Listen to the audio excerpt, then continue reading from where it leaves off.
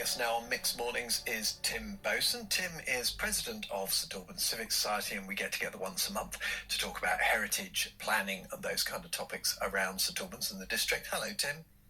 Good morning, Nick. Now, we've been talking to Chris White, leader of District Council, a bit earlier, and he mentioned a couple of things.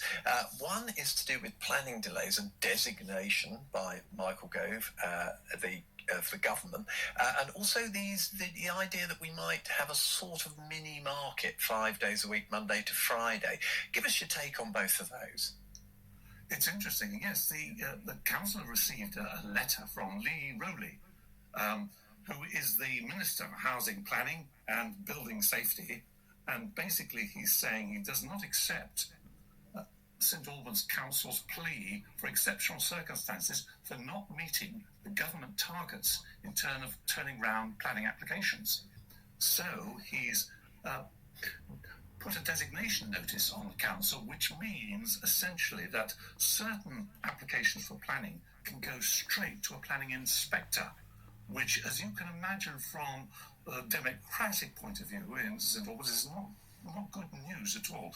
And organisations like the Civic Society are not happy about this because it is removing their input into planning. So you won't get an input if somebody goes straight to appeal. That's right. I mean, we can write to the inspectors, but it's not the same as being able to call it or get one of the councillors to call it in so that it's fully discussed at a planning meeting. And that would happen. It's limited, of course. Very big developments that couldn't be done, and household developments will still go through the planning department at the council. But it's those intermediate ones which could go straight to a planning inspector. Got it. Okay, all right. And then you wouldn't get to input in the same way. You'd have to write to the inspector instead. Exactly. Okay. All right. Well, so let's move on to the idea that we might have sort of mini markets Monday to Friday in the city centre. What's your thoughts there? That is interesting, isn't it? And it's obviously causing quite a lot of concern amongst the market stall holders as to what's going to happen. You can have up to 6 street traders throughout the week, and you may see, as you go up St Peter Street, you'll see certain stalls are always there. However, they want to change the rules and increase it up to 10, but it would also mean that the fees would change, and some people are very concerned. You know the Dave and Linda food stall there. Dave is very upset about this. I think he's said that he's going to retire at the end of the month. That's he's not willing to pay extra fees. Okay. And also the flower stall have been requesting a petition because they've been concerned about it, what they consider a huge increase in their fees if they engage. I can understand what the council are trying to do, but it's going to cause some disruption, obviously. Yes, okay, interesting. Well, we'll keep an eye on both of those. There is going to be some consultation during May, according to the council, so we'll wait and see what happens with that. On to a bit of heritage then. The blue plaques continue, Tim.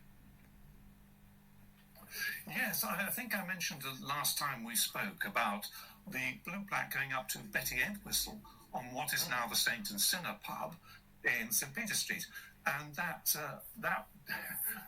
is now being installed, and it was a very interesting and enjoyable ceremony because we had RMP Daisy Cooper coming to mention about Betty Entwistle and how important she was as a role model. She was the first town clerk in England, and she was the first chief executive of the St Albans City and District Council, so she left quite a mark.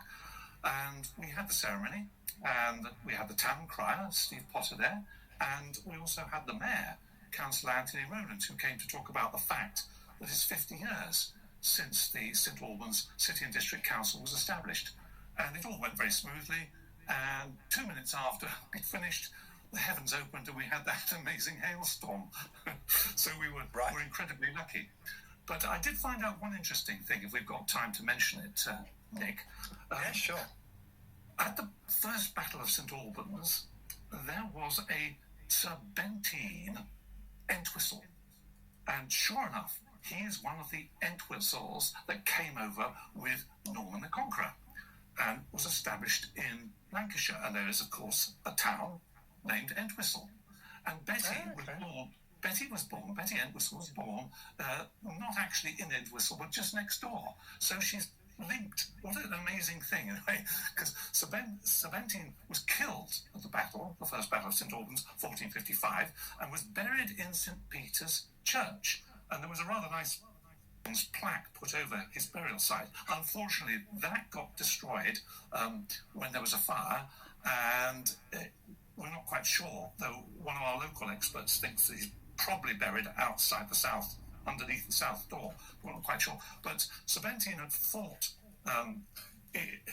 allegedly, in the Battle of Agincourt, although my historical expert says this is highly unlikely, and it was probably later fabricated by the family to get fame, which is rather nice, isn't it? But anyway, he did join the Lancastrians in the first battle, the Duke of Somerset, and of course Henry VI, and he sadly got wounded, I think an arrow in the shoulder, and it probably turned to septicemia in those days, and died, and that's why he was buried in St Peter's. So that was a really interesting connection that we got.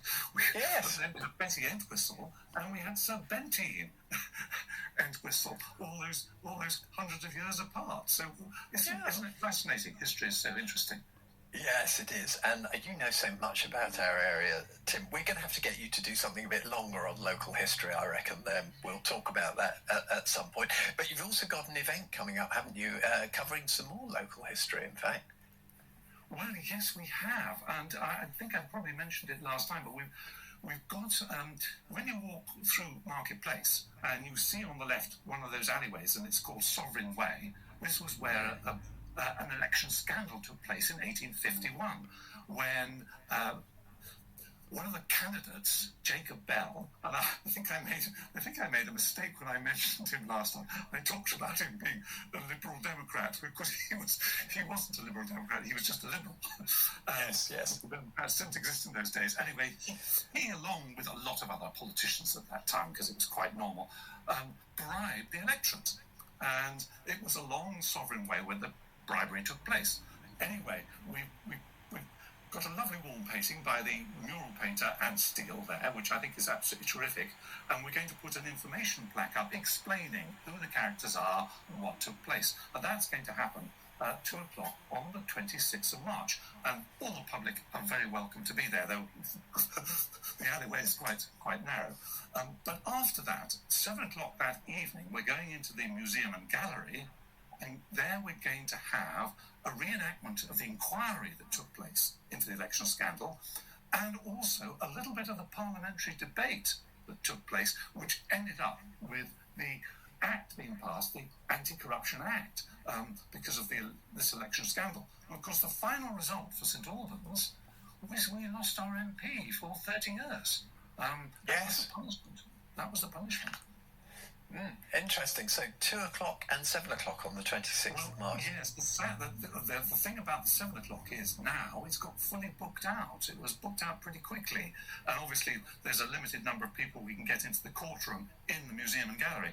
So we are thinking about doing a second performance because we've had inquiries. We've got a little waiting list now of people who would like to attend it. And it could be a lot of fun, and it will be basically a narrative about what happened in the inquiry, and there'll be a little inquisition of some of the witnesses, and it was a pretty interesting event. And then we shift to Parliament, and I have to say this, Nick, I'm at last gaining some fame because I am going to take part in this, and I'm going to play the Prime Minister, Lord Derby. How about that? Have you learnt your lines? Well, I'm going to have to read this parliamentary speech, but I will do my thespian best to make it sound interesting. Excellent. That sounds like a really good event. So 7 o'clock on the 26th of March at the Museum and Gallery. Do we need to get tickets beforehand? Well, as I say, it's sold. I'm afraid it's sold out. Oh, it's sold out. Oh, that one's sold out. Okay. All right then. So 2 o'clock. Yes, sorry. Yes, Like, yes, for okay. We'll wait for the next one.